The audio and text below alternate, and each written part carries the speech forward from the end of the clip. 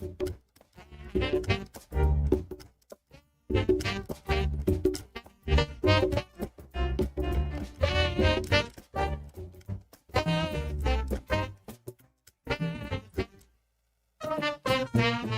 and welcome to Dateline Hamden on New Haven's radio station WNHH-FM. I'm Paul Bass, inviting you to look behind the headlines on the stories that make our community tick. Well, it's a mayoral election year this year, not just in New Haven, but in Hamden as well. And as I just learned, not only will there be a Democratic primary for mayor, but a general election as well, Democrat versus Republican. And one of the two Democrats running for mayor is here in the studio, coming back for a return appearance, Walter Morton IV. Hey, good afternoon. Thanks for having me today, So Paul. nice to see Walter, and you're running for mayor. I am. And you're running against an incumbent, Lauren Garrett. I am. So why are you running? Why do you want to be mayor? Yeah. The 30-second pitch is this. I grew up in Hamden. My whole life I've been there. My family's third generation. There's 5 generations of us total. It's a great community. It's been good to us. Went to its public schools, had an awesome experience, and in the past decade, I've just definitely see the town kind of go in a different, direction with obviously its finances and, the crime. And also firsthand as a board member for 7 years, I've seen the cuts and the struggles that we've had to, decisions we've had to make in trying to provide a quality education to students. And, I'm not much of a person to complain. My dad always, raised me to hate complaining and say, don't talk about it, be about it. So I'll roll my sleeves up and share my vision and my ideas to be the change I'd like to see in the community. So, Walter, you talked a little about your bio in terms of, because the two sets of questions usually when someone's running for office is, who are you and how does that make you able to be a good mayor? And then you also touched on some of the issues you'll be dealing with. So you grew up in the town. Walter Morton IV, your third generation in the town. Yeah, third generation in the town. The first of the 4 Walter Mortons came from? My great-grandfather moved up here during the Prohibition era and put down roots, actually. The family story goes, according to my Aunt Gail, he lived in Macon County, Georgia, and him and his brothers, they were actually bootleggers during the Prohibition era. And he wanted out of the life and didn't want to continue to go that road, so he moved up north, changed his name, last name, everything, and here we are. So we actually don't know what the last name originally was. Oh, you don't know? Yeah. So we kind of lost that little bit of family history. No, you could do that with DNA. That now they have the stuff you put in your DNA. You'll find your closest matches. Yeah. If you ever. I've done that actually, ancestry DNA, and it pretty much tracks. It was pretty interesting. So found out we had some relatives, and actually some long lost relatives who were my grandfather's brother. Actually, his family. Never had the pleasure of meeting my grandfather on my dad's side, but passed away very young. And after that, my dad and his siblings and his mom, my grandmother, kind of lost touch with, his brother, their uncle.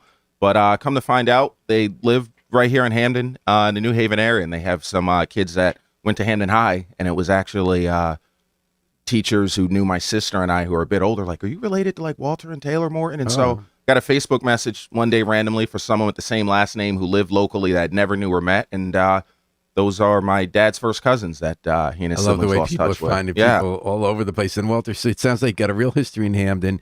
You went to the school there, and you've been in politics for a while, too. You worked as a state General Assembly staffer for Transportation and Public Health Committees. Yeah. You've worked on campaigns. You've worked in nuts and bolts of government. You've been in the military.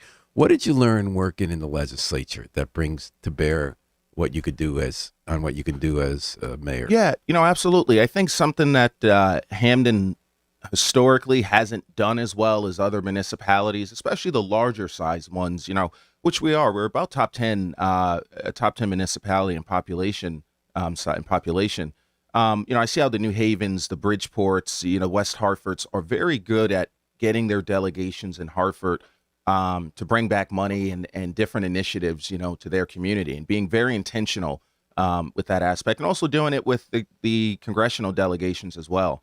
I've always felt like that's kind of been the part that, we've ignored or perhaps haven't focused on. As you know, I did work for the town for 3.5 years as its director of legislative affairs and was able to accomplish some great things there, along with the other team of individuals and focus on it. Unfortunately, that position isn't, part of, this administration and still there. But so you worked for Mayor Lang? I did. So tell me something you learned there. Tell me about a day when you were working as a staffer for the town of Hamden. where you saw how you could get something done, or what the barriers to getting something done, or how you could make a difference? Yeah, I think one thing that I got an appreciation for, um, one thing that I truly got an appreciation for while working there was, Board of Ed's different, right? I've been on the Board of Ed, and you go to your meetings and you talk to the administration, you go to some events and PTA stuff, but townside, but we're not involved in the day to day.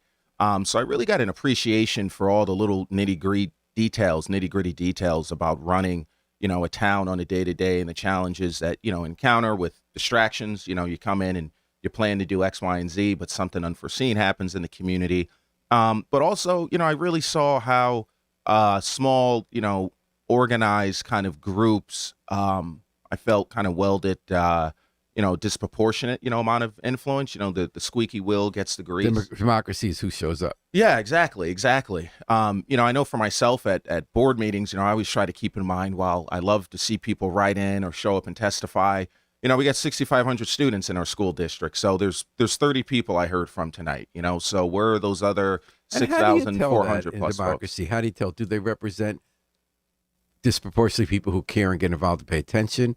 They disproportionately represent a minority of people who might not benefit from a policy that might benefit a majority. Like, how do you weigh that and still be a democratic government? Yeah, it's tough. I mean, we're always having, discussions about how do we, do our part as elected officials and members of government, and being more, proactive and getting stuff out to folks. And I think, unfortunately, a lot of people weren't raised or got the message along the way, like I'm grateful I did for my upbringing with my parents, of being involved and advocating for myself and being intentional.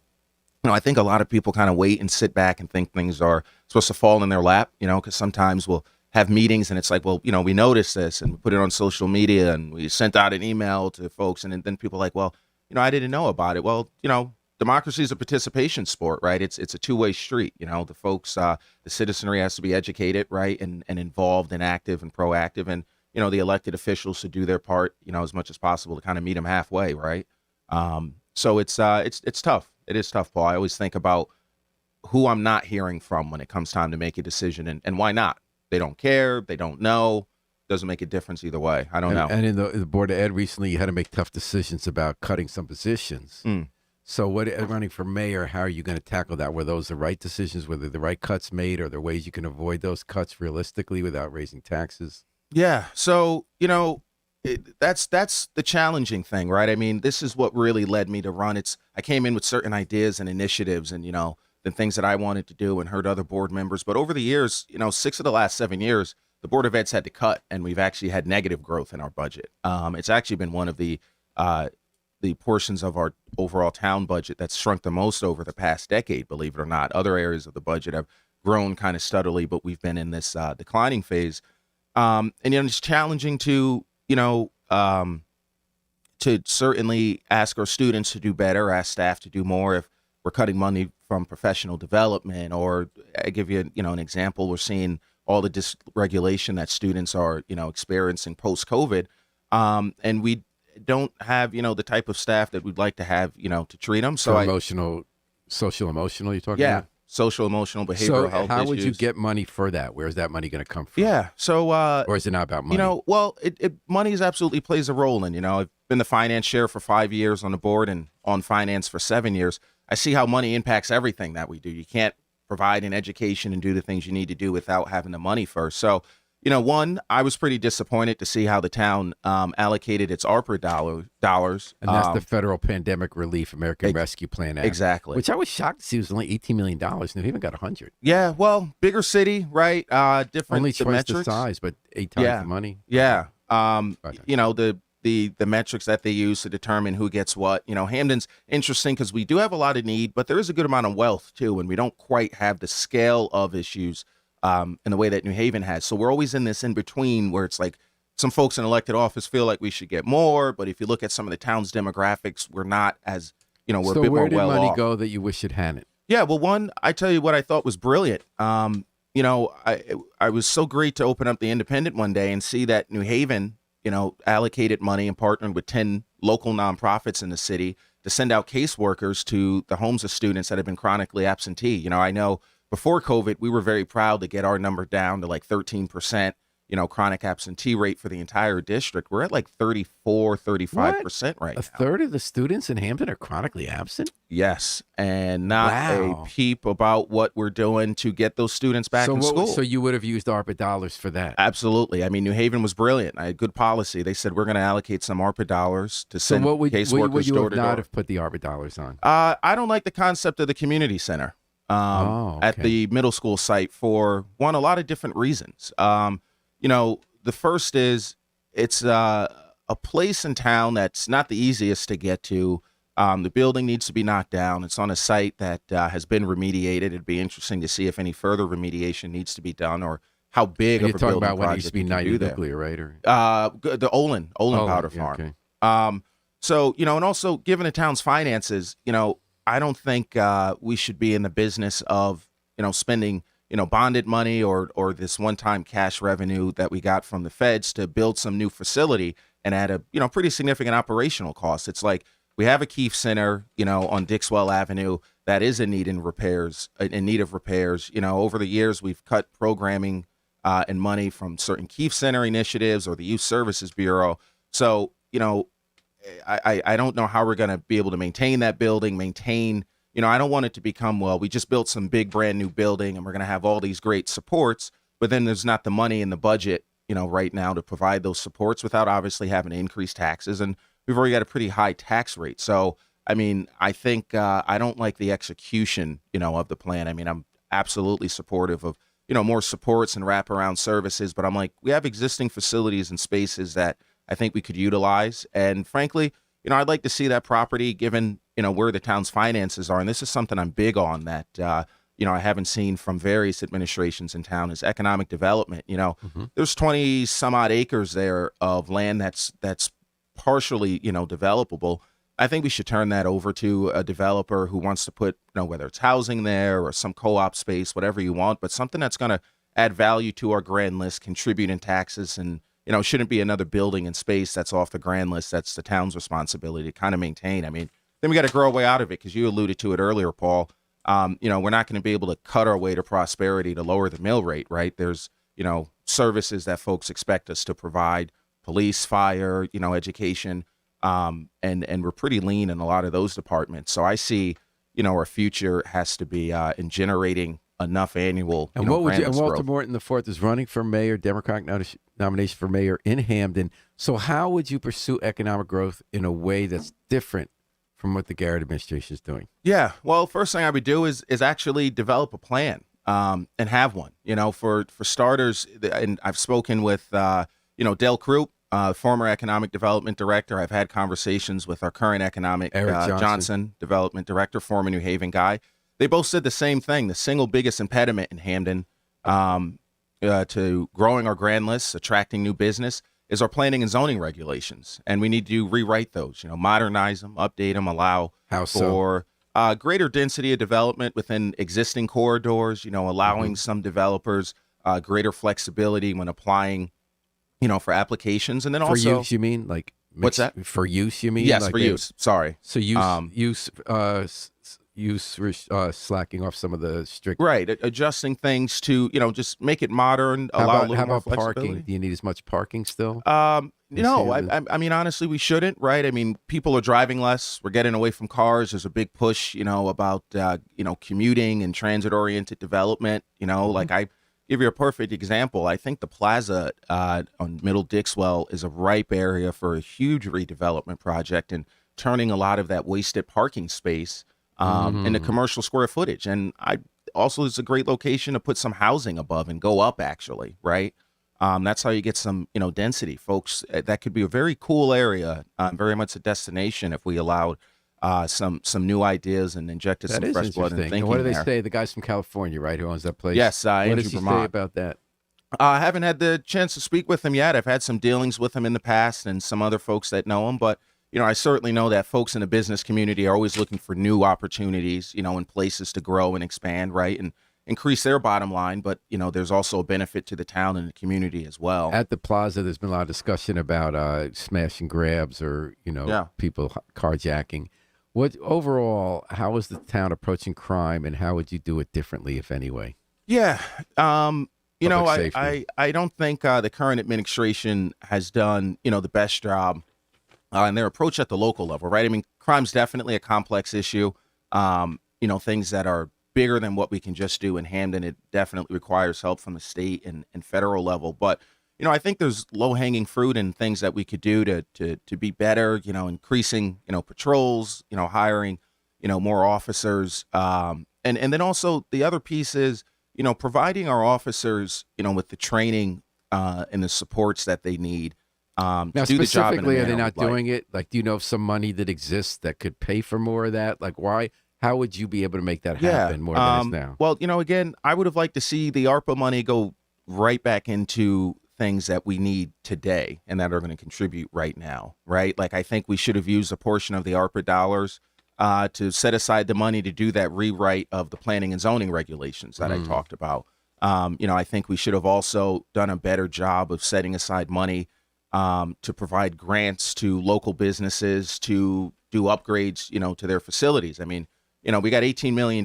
They only allocated $99,999 to grants for businesses with a cap of $5,000. So, I mean, that's at best, So with 20 the grand. Keefe, not doing the Keefe Center, would that have been enough money to use for all these different uses like policing, small business growth, rewrite the regs? Yeah, and to be clear, Paul, it's not the Keefe Center. They want to build an entirely new facility the at new the one. site of the old you middle want to school. keep Yes, the Keefe. yes. So would that have been enough money saved? How much would that have saved? Yeah, well, the initial plans they showed was for about 16 million of the 18. I think they've tentatively approved 10 million and said it could be, more money. They'll approve later, but the projected cost is, to be $50 million. I mean, I haven't seen any sketches or drawings or anything kind of firm about what the total dollar amount will be. It's kind of and how about the new police guesses at chief? this How are you point. feeling? That it looks like they're not going to go with Weiger, who's the acting. Who Yeah. would you like to see be the chief? I'm kind of shocked that she hasn't made an appointment yet for police chief. I remember, when Kurt was, in office, a lot of, issues with the legislative council because people on both sides of the aisle were like, well, we want a police chief and send someone down and not an acting. And, the council was holding up doing other business waiting for it. So I think it's kind of interesting that she's there now and there's been an acting chief So now when is for a they year. think they should have a permanent? Would it be Weiger in your case? Would it be one of the other? I think it was John Valek who's actually coming here next on the air, and Sidney Collier. Weren't they the finalists? if I'm not So, mistaken? no, It wasn't Sidney Collier. It was a former. I'm sorry, I'm blank on his name now. A former New Haven lieutenant, Mike McKee Miller. Yeah.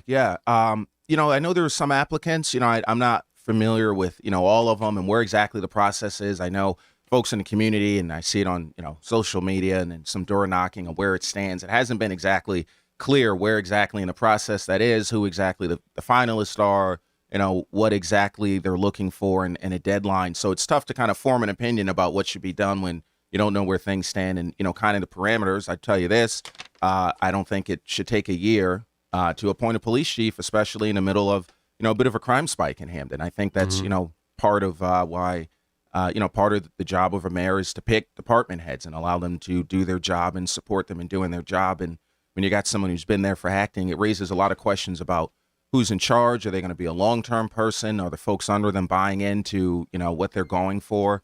So, the continuity of things. So I don't see again why it should take a year. But How are you feeling about acting Chief Weiger? Would you have appointed him? I think he's great. I think he's done a good job. I know his brother's retired police chief as well. Hamden family. He definitely seems like he's next in line. Nothing against the other candidates who the few that I'm familiar with who seem great and qualified, but I think it's something to be said to go for a hometown person with experience, knows the department. I've worked with him recently since getting back home from my deployment in his capacity as acting chief on some MOUs with the school resource officers. He's professional, really genuine, and I find him to be incredibly self-reflective and open to, criticisms or constructive criticisms about how, police can be better just in Hamden and with the department and areas for improvement. I found him, it's always refreshing to see that. So would you pick him?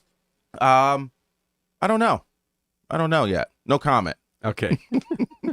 No comment. Before I let you go, tell me about you've worked on campaigns for Joe Biden. We were with you up in New Hampshire Yes, when you yes. knocked on doors. You work for Ned Lamont. Do you have a political model? Is there someone you look to as Yeah. You're actually looking for someone who's in politics. could be anyone? Who do Yeah. I've always had a lot of respect for my father, actually. Not a politician at all. But I love how he's always carried himself, very articulate person and patient, but has a love of folks and is very reasonable. My dad has been great at making friends and getting to know and appreciate people regardless of what folks might look at and use to, divide them and separate them. So I try to take that approach to politics and realize that, there's still people underneath it all, right? And they got the same type of issues and things that I have, and try to, see the best in folks and their humanity and not get caught up in the party politics of things. So I did give my old man, Walter Morton III. the third and Walter Morton the fourth? That's Thank you me. for joining us on Dateline. Thank you, Paul. And you'll be running for the Democratic nomination for mayor in Hamden on September 12th.